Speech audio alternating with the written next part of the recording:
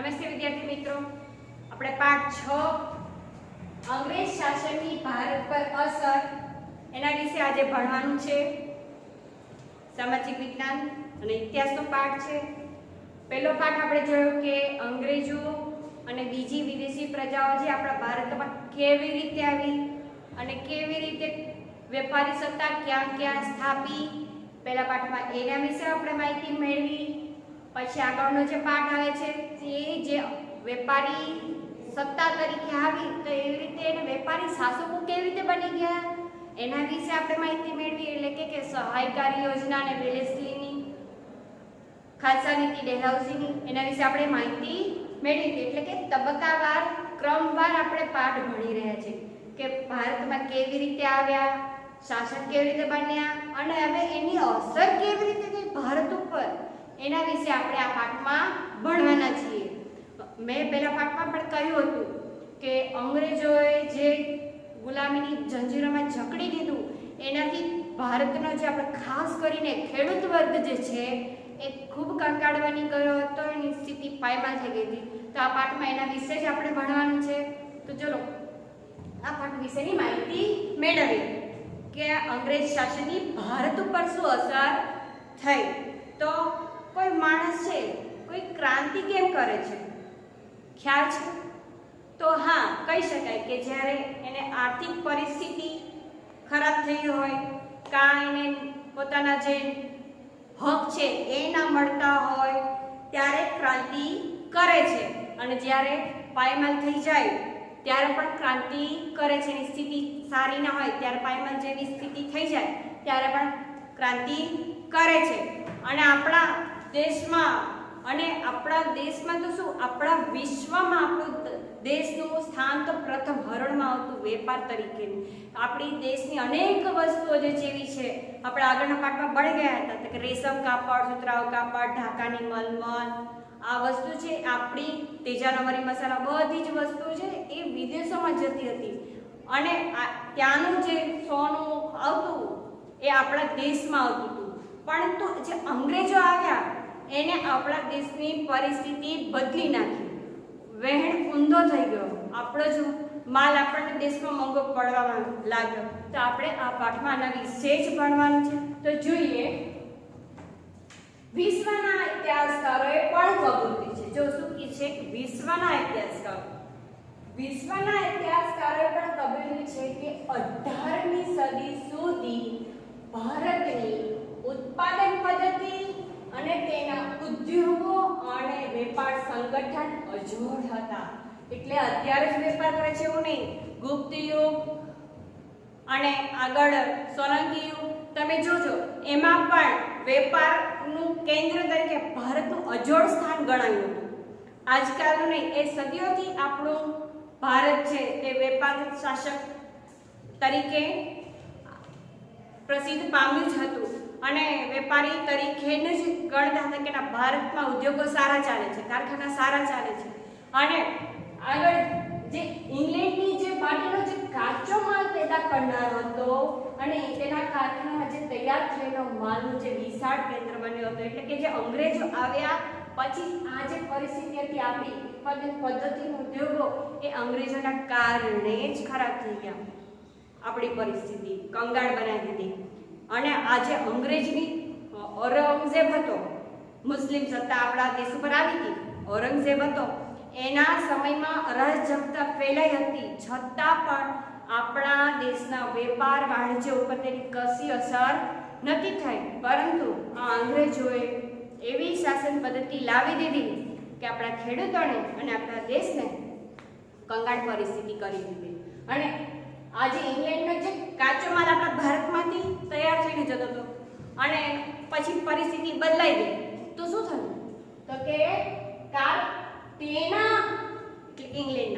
તેના કારખાનામાં તૈયાર થયેલા માલનું વિશાળ બજાર આપણું ભારત બની ગયું. એટલે પરિસ્થિતિ કેટલી બદલી નાખી અંગ્રેજોએ, કહેવાનો મતલબ એ છે.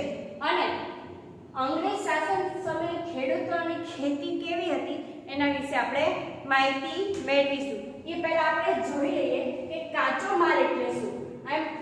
કાચો માલનું સંગઠન હતું. જો કાચો માલ પેદા કરતું હતું આપણો ભારત દેશ, તો કાચો માલ એટલે શું? તો કે એક ઉદાહરણ આપું એટલે તમને મગજમાં ઉતરી જાય કે કાચો માલ એટલે દાખલા તરીકે આપણે સુતરાઉ કપડાં પહેરીએ છીએ તો શેમાંથી બને છે?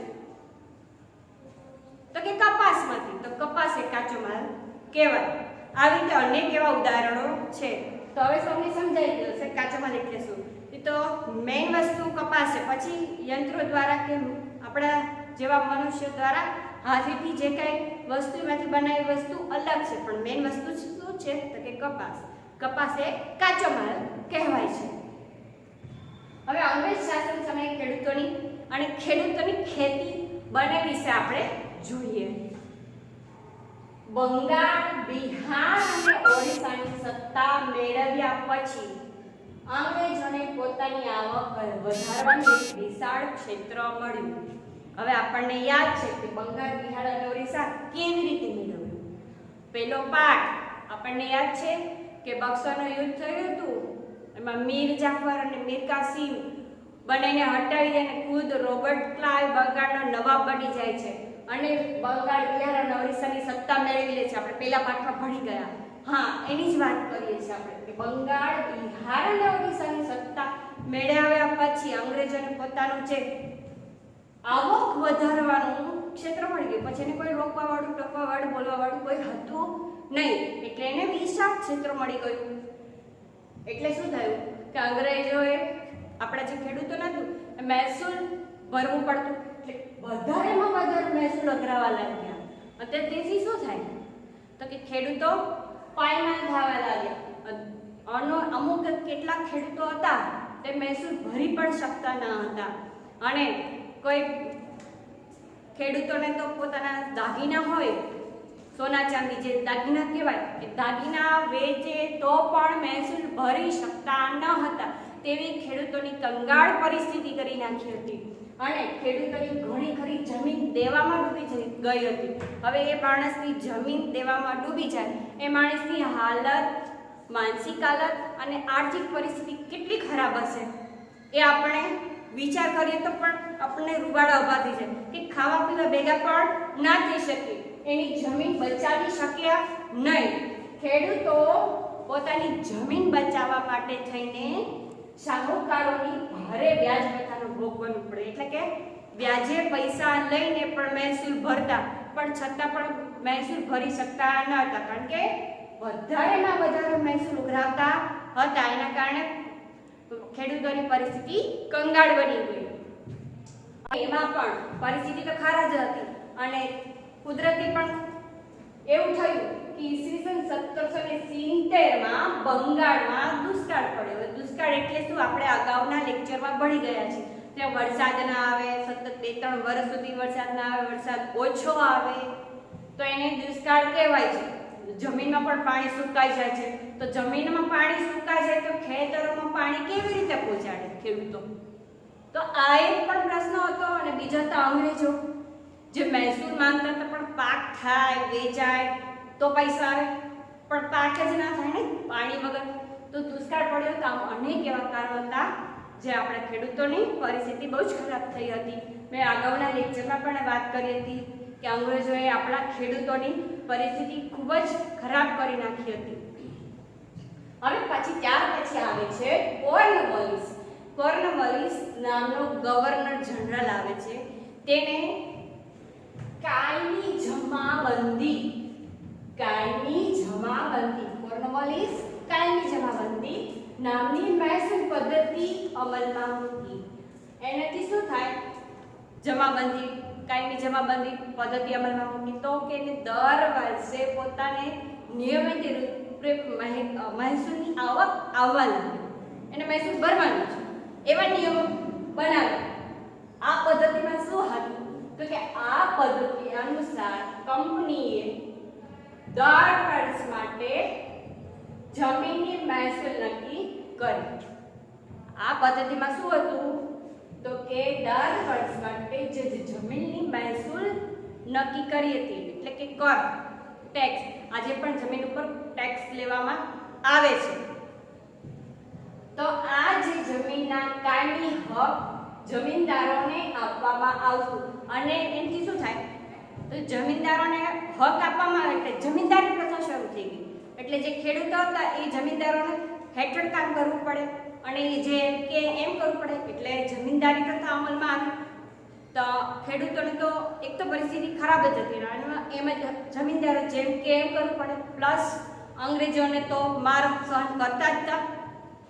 તો આ કંપનીએ પોતાની આવક નિશ્ચિત બનાવીને પોતાની પડખે ઊભો રહે તેવો જમીનદાર વર્ગ ઊભો કર્યો, જેથી પોતાને આવક મળતી રહે. એને પોતાનો જ વિચાર કર્યો અંગ્રેજોએ, બીજા કોના કશાનો વિચાર કર્યો નહીં કે ખેડૂતોની કેવી પરિસ્થિતિ છે એ વિચાર આવ્યો જ નહીં. હવે આગળનો પોઈન્ટ છે સમાજ જીવનને ગ્રહણ. જા જમીનદાર વર્ગ ઊભો તો કર્યો પણ મહેનત ખેડૂતોને વધારે કરવી પડતી.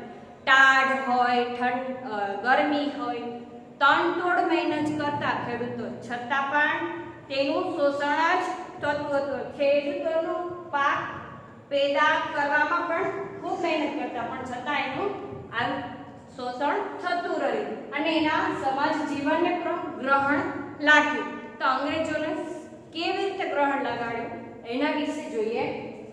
તો એ કોર્નવાલિસ પછી આવે છે વોરન હેસ્ટિંગ્સ. એના સમયમાં મહેસૂલ ઉઘરાવવાનું જે કામ સોંપવામાં આવતું તેને શું કહેવામાં આવતું? તો કે તેને કલેક્ટર કહેવામાં આવતું. શું કહેવામાં આવતું? કલેક્ટર. અને તે ન્યાય આપવાનું પણ કામ કરતો હતો. તેથી શું થયું? તો અંગ્રેજોએ આ કલેક્ટરનું સ્થાન તો આપી દીધું જે મહેસૂલ ઉઘરાવતો, પણ ત્યાંથી જે આપણા ભારત દેશના જે ગામડાની જે જૂના વિચારવાળી પ્રજા હતી આપણી, તે તો બચારી બહુ ભોળી હતી, અભણ હતી, એને કશું જ્ઞાન નહોતું. તો એ લોકોને એવું લાગતું હતું કે અમારી જે ગ્રામ સ્વરાજ્યની જે સંસ્થા છે એ તો હવે નાશ પામી જશે. આપણે શું કરીશું? જે ગ્રામ સ્વરાજ્યની પ્રથા નાશ પામી, જે આપણા વર્ષોથી ઔરંગઝેબ આવ્યો તો પણ તેના સમયમાં જે આપણી ગ્રામ સ્વરાજ્યની જે પ્રથા હતી તે પણ અડગ હતી. પણ આ અંગ્રેજોએ આ ગ્રામ સ્વરાજ્યની પ્રથા જે આપણી કરોડરજ્જુ સમાન ગણાય છે તે જ એને નાશ કરી નાખી અને સામાજિક સુધારણા પણ કર્યા. કેવા કર્યા સામાજિક સુધારણા? તો કે રેલવે અને લશ્કરમાં ભારતની સામાજિક વ્યવસ્થાની વારંવાર અવગણના કરવામાં આવતી. એટલે કે કોઈ ઉચ્ચ, કોઈ નીચા અને કોઈને પગાર, અંગ્રેજોને વધારે પગાર આપવામાં આવતો, હિન્દુઓને ઓછો પગાર આપવામાં આવતો, એમાં પણ અવગણના કરવામાં આવતી. અને આપણી પ્રજાને એવું લાગે છે કે આ અંગ્રેજો આપણને ફરજિયાત ખ્રિસ્તી ધર્મ અંગીકાર કરાવવા માંગે છે, આપણી સંસ્કૃતિનો નાશ કરવા માંગે છે અને આપણી સામાજિક રચના છે એનો અનાદર કરે છે. આવું બધું જે કહેવાય કે સમાજને ગ્રહણ લગાડ્યું એ અંગ્રેજોના કારણે આ લોકો આવા વિચાર કરતા થઈ ગયા અને અંગ્રેજોએ અનેક રીતે ખેડૂતોનું અને પ્રજાનું શોષણ કરવા લાગ્યા હતા. અને ગ્રામ પંચાયત જે આપણી હતી જે એ તો નાશ પામી જ અને આ અંગ્રેજોના જ કારણે. અને આગ્રામાં હિન્દુઓને ફરજિયાત અંગ્રેજોને સલામ ભરવાનું અને જો સલામ ના ભરે તો તેને દંડ કરવામાં આવતો, સજા કરવામાં આવતી હતી.